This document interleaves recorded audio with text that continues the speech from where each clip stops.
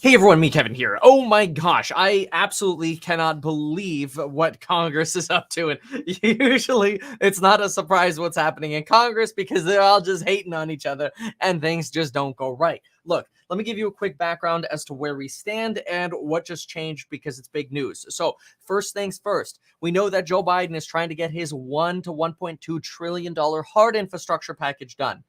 Then he wants a $3.5 trillion soft infrastructure package with child tax credit, paid leave, daycare for children, so on and so forth.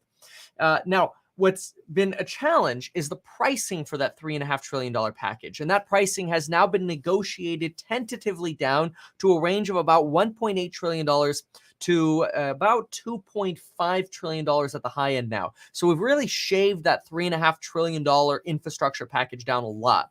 So that leaves us with two packages, the $1 to $1.2 trillion package and that $1.8 to $2.5 trillion package. The problem is Republicans will not help get Democrats what they need to pass the infrastructure package, the soft one, that $1.8 to $2.5 trillion package. They want Democrats to do that alone.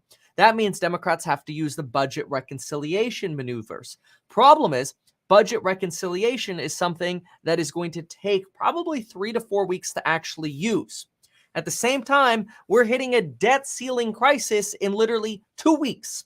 And Republicans are like, Democrats can go handle it. But the problem with Democrats just going to try to handle the debt ceiling crisis on their own is they'd have to use budget reconciliation, which would take about 4 weeks to get done, which 4 weeks from now is about the first week of November. Now, up until this point, up until today, everybody has thought this is exactly going according to plan for Republicans. Republicans will just sandbag this, force Democrats to rush on budget reconciliation, make all these crazy amendments later to avert a debt ceiling catastrophe where we default on our debts, which would be really, really bad. We don't want to default on our debts. We don't want to miss that X date, which right now is about October 18th, because then all of a sudden Social Security payments stop going out, bond payments stop getting made, and we default on our credit rating, essentially. Our credit rating gets trashed in the United States as the United States dollar, and which is oftentimes deemed to be one of the safest assets in the world. And certainly treasury bonds are basically deemed to be risk-free. The last thing we want is a credit downgrade similar to what we had during the latter portion or right around the end of the first and beginning of the second term of the Obama administration. But anyway, now out of nowhere, just a few minutes ago, this update comes in and it absolutely blows my mind. First, we already knew this. Part.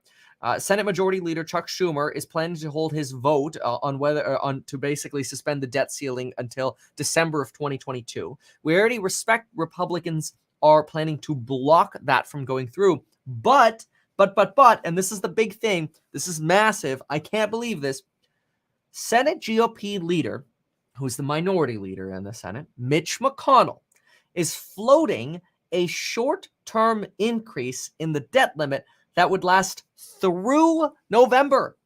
That would give Democrats plenty of time to negotiate in full their soft infrastructure package and use budget reconciliation appropriately, because that process is going to take at least 4 weeks. This buys them about 7 weeks of time. And this takes a lot of pressure off our markets over fears of a potential debt ceiling crisis. And so if Mitch McConnell is willing to sign on to extending the debt ceiling through the end of November, that would be November 30th, that would afford Democrats all the time that they need to get their soft infrastructure package done. And my expectation is now we'd probably get to about the middle of November when we have infrastructure hard version passed, the $1 to $1.2 trillion passed.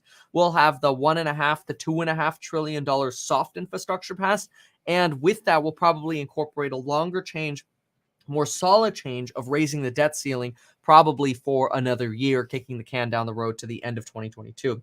But this Mitch McConnell offer, this is a massive lifeline. I was not expecting this to happen at all. I am blown away that Mitch McConnell would even make this offer to Democrats. I'm somewhat partially confused because I thought this was going perfectly according to plan for Republicans to basically ruin the chances of Democrats getting the infrastructure package passed, the soft infrastructure passed. But I think Republicans realize that that also puts at jeopardy the hard infrastructure package. It puts us on the brink. It's not good for markets. It's not good for our reputation around the world. And it's also not good for the 2022 elections, where Democrats might be able to say to Republicans, hey, look, you guys stood in our way and you brought us to the brink.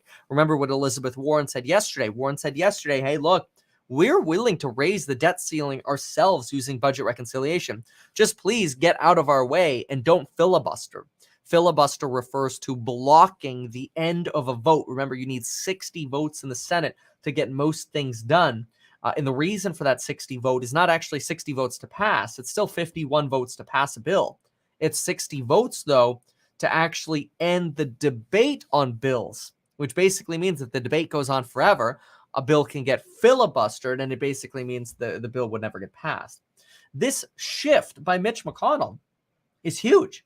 It really averts what Janet Yellen calls a manufactured crisis, a self-inflicted crisis, and something that we must vehemently oppose to essentially breach the debt ceiling limit of October 18th. So this shift by Mitch McConnell, while I'm very interested to know exactly the implications of or his rationale for why he would fold the way he is apparently folding right now, but he is, at least tentatively. That's the current news, that Mitch McConnell is folding on the debt ceiling, allowing Democrats to raise the debt ceiling through the end of November. Very, very big news, especially since, like I said, Elizabeth Warren yesterday said, just get out of our way. Let us raise it. Maybe that's where those political implications come in, where in the 2022 election cycle, Republicans are probably looking around going, hey, we don't want to come across as being the people who literally stood in the way.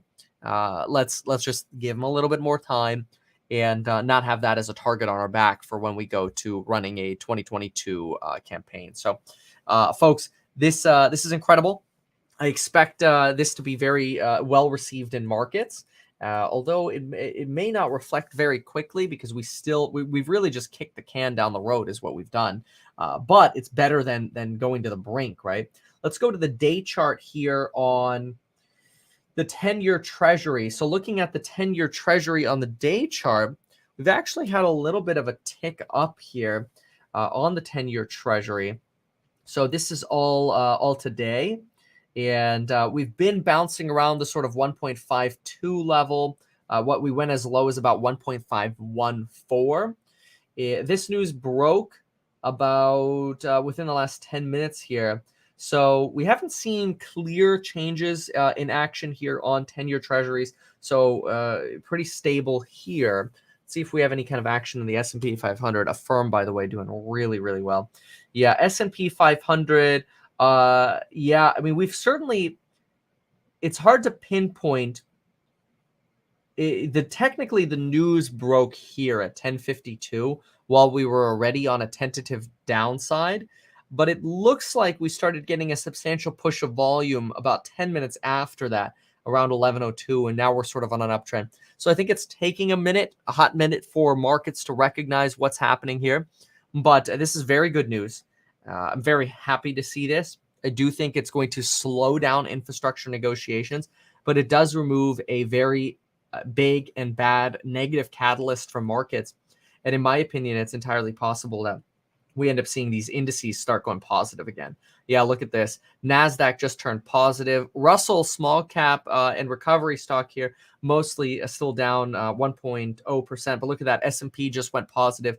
NASDAQ positive. And Dow Jones is on its way from going positive despite having those earlier falls. So big move here by Mitch McConnell, again, trying to understand why, but I think I recognize why he's doing this. It has to do with the 2022 election cycle and making sure that Republicans do not get branded as being brinksmen and brinkswomen, I suppose we could say that, not to be confused with the people who deliver money to businesses.